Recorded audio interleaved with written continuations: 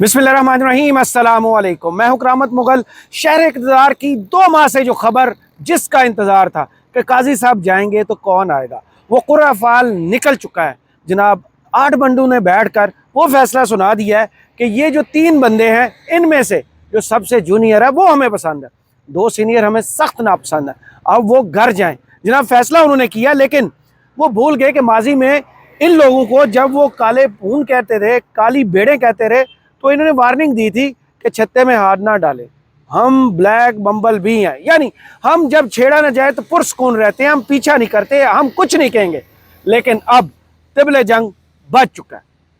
अब ऐलान हो चुका कि ये फैसला ईवानों में नहीं होगा, ये ईवान बिल्कुल बेकार है, फैसला सड़कों पर होगा। 2007 में हमने देखा था, लेकिन हमने सीखा कुछ नहीं। हमने वकला के छत्ते पे हाथ डाल दिया जनाब, हमने अपनी ख्वाहिश को असूलों की भेंट चढ़ा दिया। हमने जस्टिस मंसूर अली शाह और जस्टिस मुनीब के साथ मत्था लगा लिया। वो 8 जज जिन्होंने मखसूस नशिस्तों का फैसला दिया था, बुनियाद वही है कि इनको चीफ जस्टिस नहीं बनने देना। जनाब माजी में हमने देखा कि काजी साहब ने सबसे पहले जो कांटे निकाले अपनी राह के, वो थे जस्टिस एजाजुल हसन साहब, और उसके बिल्कुल साथ जस्टिस नकवी साहब जो थे, मुज़ाहिर अली नकवी साहब, उनको उन्होंने अपने इंतकाम का निशाना बनाया। बल्कि पूरे पाकिस्तानियों को उन्होंने इंतकाम का निशाना बनाया जब उन्होंने बल्ला छीना, इंतहाब छीना, और उस पर कुछ नहीं बोले। जनाब अब जो खबरें हैं, जनाब जस्टिस याहिया अफरीदी साहब पाकिस्तान के 30वें चीफ जस्टिस होंगे। याहिया अफरीदी साहब जो हैं, इनका तल्लक डेरा इस्माइल खान से, पेशावर हाई कोर्ट में ये रहे हैं, एच सोनियन है, उसके बाद रावियन भी हैं, उसके बाद इनने बाहर से भी तालीम हासिल की है। ये हमेशा से इनफरादी जज रहे हैं। जनाब कुछ अर्सा पहले ही, तकरीबन 1 हफ्ता कबल, जंग और द न्यूज़ ने एक स्टोरी की थी जनाब अंसार अब्बासी साहब ने, कि ये वो जज हैं जो तकसीम को ख़त्म कर सकते हैं, ये वो जज हैं जो जजों में इत्तफाक पैदा कर सकते हैं, क्योंकि ये सबसे गैर जानिबदार जज हैं। उस स्टोरी को हमने भी कवर किया था कि कैसे हो सकता है कि जस्टिस याहिया अफरीदी साहब को चुन लिया जाएगा। लेकिन शहर इक़्तिदार में सब यही कह रहे थे कि कल रात से पहले तक जस्टिस याहिया अफरीदी साहब मोस्ट फेवरेट है, और कल रात से इधर बात चली कि नहीं, अब जस्टिस मंसूर अली शाह साहब ही आएंगे, क्योंकि जस्टिस मंसूर अली शाह साहब ने, आपको याद होगा, माजी में कहा था कि ये जो फैसला मैं दे रहा हूँ ये ऑप्शन नहीं है, ये चॉइस नहीं है, इस पर आपको अमल करना है। और अमल करने के साथ उन्होंने उस वक़्त एक राह दिखाई थी कि या तो निज़ाम बदल रहे हैं, नया निज़ाम ले आएँ, या फिर इस फैसले पर अमल करें। तो सुनिए उन्होंने क्या कहा था।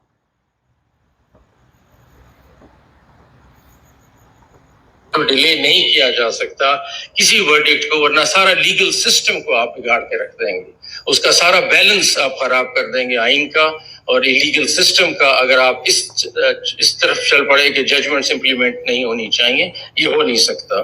ये सेपरेशन ऑफ पावर्स के भी खिलाफ है। सेपरेशन ऑफ पावर्स हमें एक काम देता है, एग्जीक्यूटिव को एक काम देता है, लेजिस्लेचर को एक काम देता है, जो हमारा काम है। वरना तो आप सारा सेपरेशन ऑफ पावर्स के कॉन्सेप्ट को भी टोटली आप आउट ऑफ बैलेंस कर देंगे।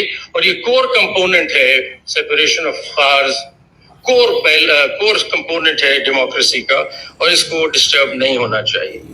ये भी याद रखें कि जो हमारी डिसीजंस हैं, हमने अभी सुप्रीम कोर्ट में रिसेंटली कहा भी है कि ये कोई ऐसी बात नहीं है कि आपको कोई कर्टसी है कि आपने इम्प्लीमेंट करनी है या कोई बोझ है आप पे, लेकिन ऑब्लिगेशन है, it's a constitutional obligation and you have to follow it. और ये बड़ा डेलिकेट इक्विलिब्रियम है आइन के अंदर, इसकी इज्जत भी करनी जरूरी है। ऑब्लिगेशन है हमारी कि हम इस बैलेंस को बराबर रखें, और किसी किस्म का कोई एग्जीक्यूटिव ओवर रीच नहीं होना चाहिए। किसी के पास चॉइस नहीं है कि वो उसको सेकंड गेस करे कि जजमेंट ठीक है कि गलत है, ये उसका प्रोगेटिव ही नहीं है। प्रोगेटिव ही सुप्रीम कोर्ट का है। सुप्रीम कोर्ट ने फैसला कर दिया, that has to be implemented, that is the system of this country, that is the constitution of this country. कोई नया निजाम बनाना चाहते हैं तो पहले बना लें, फिर बात करेंगे उस सिलसिले। जनाब इन्होंने कहा कि नया निज़ाम बनाना है तो बना ले, फिर बात करेंगे। तो जनाब उन्होंने पल्ले बांध ली जस्टिस मंसूर अली शाह साहब की बात, वो नया निज़ाम ले आए, 26वीं आईनी तरमीम ले आए। और आज जो काजी फायज ईसा साहब ने सबसे बड़ा ब्लंडर किया, उन्होंने बता दिया कि 5 माह पहले ही हमें पता था कि जो 3 में से जज जाएगा, जो आईनी अदालत का जज होगा, वो ये फैसले करेगा। यानी 5 माह ये साजिश तैयार होती रही, पकती रही, उसके बाद जाके ये सारी खिचड़ी पक के अब तैयार होके बाहर आई। और खिचड़ी में से निकला क्या? जस्टिस याहिया अफरीदी साहब का नाम, जस्टिस मंसूर अली शाह और जस्टिस मुनीब को रास्ते से हटा दिया गया। क्या इस वक्त खबरें ये चलवाई जा रही हैं कि जस्टिस मंसूर अली शाह और जस्टिस याहिया अफरीदी बिल्कुल भी अपने जूनियर जज के बीचे बैठकर काम नहीं करेंगे, वो रिज़ाइन कर जाएंगे।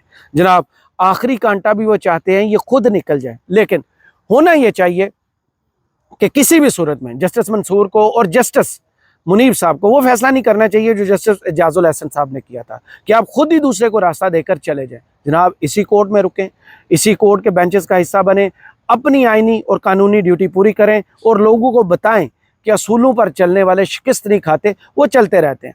और दूसरी जानब जनाब, ये याहिया अफरीदी साहब का इसमें कोई कसूर नहीं है, उनको मुकम्मल सपोर्ट करना चाहिए। लायर्स कम्युनिटी ने उनकी तारीफ़ की है कि बहुत अच्छे जज हैं, उनका अपना जो कंडक्ट है उस पर कोई सवालिया निशान नहीं है।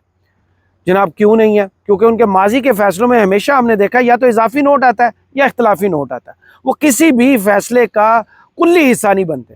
मसलन 2 जज इधर हैं, 2 इधर हैं, तो बाकी के जो तीसरी साइड है वहाँ आपको जस्टिस याहिया अफरीदी साहब खड़े नज़र आते हैं। यानी वो किसी ग्रुप का, किसी बेंच का, वो जो होता है ना मुश्तरका फैसला आ गया 5 जजेस का, उसका कभी हिस्सा नहीं बने, वो हमेशा डिफरेंट ही रहे। और अब लगता यही है, जो इन्होंने असूल हमारे दिमाग में पहले डाल दिया था कि वो रिक्यूज़ करेंगे, वो रिक्यूज़ करेंगे तो फिर कुर्रा अफ़आल वापस 2 सीनियर जजेस के पास जाएगा। प्लान तो इनका ये है कि जो आइनी बेंच है उसका सरबरा गौर से सुनिएगा, उसका सरबरा जस्टिस अमीनुद्दीन साहब को बनाया जाए ताकि सत्ते खैरा हो जाएं। ये जो काले भून जिनको हम छेड़ चुके हैं ये सुकून से बैठ जाएं, क्योंकि पर तो हमने इनके पहले काट दिए हैं, तो अब ये उड़ेंगे कैसे?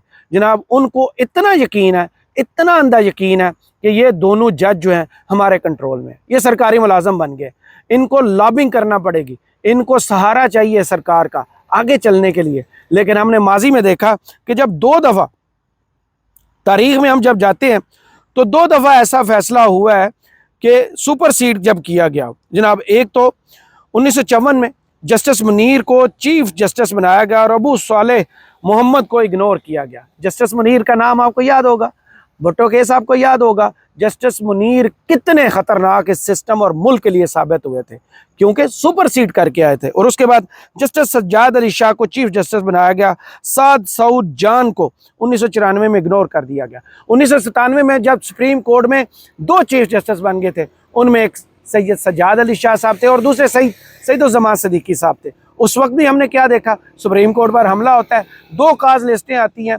नहीं माना जाता कुछ भी। जनाब, तौहीन अदालत में नवाज शरीफ को बुलाया गया था तो नून लीग ने हमला कर दिया था। सईदुज़्ज़मान सिद्दीकी साहब इस बेंच के हिस्सा थे, बेंच क्या हुकूमत का ही हिस्सा थे, और सज्जाद अली शाह साहब दूसरी साइड पे थे। तो हमने उस वक्त भी अदलिया की तबाही देखी थी, और आज भी जब सुपर सीड किया गया है तो यही प्रेडिक्शन की जा रही है कि अब तबाही है, अब कुछ चीज़ कंट्रोल में नहीं रहेगी। क्योंकि उसकी वजह जो है वो बताई है जनाब रियासत अली आज़ाद साहब ने। मैं आता हूँ, हामिद अली खान साहब ने क्या इससे भी ख़तरनाक ऐलान किया, लेकिन रियासत अली आज़ाद साहब ने आज बता दिया है कि अब लॉयर्स क्या करेंगे, उनके पास ऑप्शन क्या बचा है, क्योंकि हुकूमत ने छत्ते में हाथ डाल दिया। अब बगावत होगी और सरेआम होगी। क्या कहा वो सुनिएगा। अभी सारी सिचुएशन को देख रहे हैं, मुझे लगता है कि अदलिया इस वक्त दोबारा से यूनाइट हो जाएगी, सिवाय कोई 2 या मैक्सिमम 3 जजेस के। बाकी सारे 1 पेज पे है, और ये मेरी खबर भी कह लें या मेरी इंफॉर्मेशन भी कह लें, क्योंकि मैं बहुत चीज़ों से इन टच हूँ, और मैं समझता हूँ कि जो होगा इस वक्त ये हुकूमत के लिए बड़ा एस्टॉनिशिंग होगा। ये बड़ा एस्टॉनिशिंग होगा, हैरान कर देगा हुकूमत को, क्योंकि हामिद खान साहब ने ऐलान किया है और हामिद खान साहब ने कहा है कि अब लॉयर्स चुप नहीं बैठेंगे। ये जो अदलिया की आज़ादी को कदगन लगाई गई हैं, जो कंट्रोल करने की साजिश की गई है, जो सबसे सीनियर जज को छोड़कर तीसरे नंबर के जज को उठाकर पहले नंबर पर बिठा दिया गया है, ये हमें काबिल कबूल नहीं है। अदलिया को बिल्कुल कंट्रोल करने की हुकूमत को इजाज़त नहीं दी जाएगी। कोई सरकारी मुलाजम बन के काम नहीं करेगा, अब सड़कों पर फैसला होगा और हुकूमत भूल जाएगी जो उसने 2007 या 8 की जो उस वक़्त की वकला तहरीक थी वो देखी थी। जनाब, चट मंगनी पट ब्याह, इधर से 26 तरमीम 24 घंटे में पास हुई, फिर 24 घंटे के अंदर अंदर कमेटी की तश्कील आ गई, नोटिफिकेशन हो गया, PTI ने नाम दिए, फिर वापस ले लिए। फिर उसी कमेटी ने 2/3 अक्सरियत से बंद कमरे में बैठकर फैसला कर लिया कि जस्टिस याह्या अफरीदी साहब जो है वो इस मुल्क के 30वें चीफ जस्टिस होंगे, क्योंकि रात 22 अक्टूबर रात 12 बजे की डेडलाइन थी और काजी साहब ने आज दिन में ही 3 नाम दे दिए थे। तो उन्होंने अब हुकूमत और काजी साहब का गठजोड़ आप पहले जानते हैं कि कितनी मुलाकातों का एतराफ़ तो वो रिकॉर्ड पर कर चुके हैं कि हमारी मुलाकातें हुई हैं वज़ीर कानून से। वज़ीर कानून ये कह चुके हैं हमारी मुलाकातें हुई हैं। तो जनाब उन मुलाकातों का सिला ये है कि काजी साहब की फरमाइश पर जस्टिस याह्या अफरीदी साहब को चीफ जस्टिस ऑफ पाकिस्तान तो बना दिया गया, लेकिन अब होगा क्या? अब सारे के सारे ऑप्शन जो हैं वो चले गए हैं वकला के पास, वो चले गए उन जजों के पास जो खड़े थे जस्टिस मंसूर अली शाह साहब के पीछे। और लगता यही है जिस तबीयत के जस्टिस याह्या अफरीदी साहब हैं, जिनको हमने कोर्ट में कवर किया, जो ऑब्ज़र्व किया, देखा, उनका कंडक्ट देखा, वो चीफ जस्टिस ऑफ पाकिस्तान बनकर आगे नहीं चलेंगे। लगता यही है वो रिक्यूज़ कर देंगे और फिर मामला एक दफ़ा फिर लटक जाएगा। और काजी साहब की ये जो आखिरी साजिश हम समझ रहे थे ना, ये इख्तिलाफी नोट, वो आखिरी साजिश नहीं है।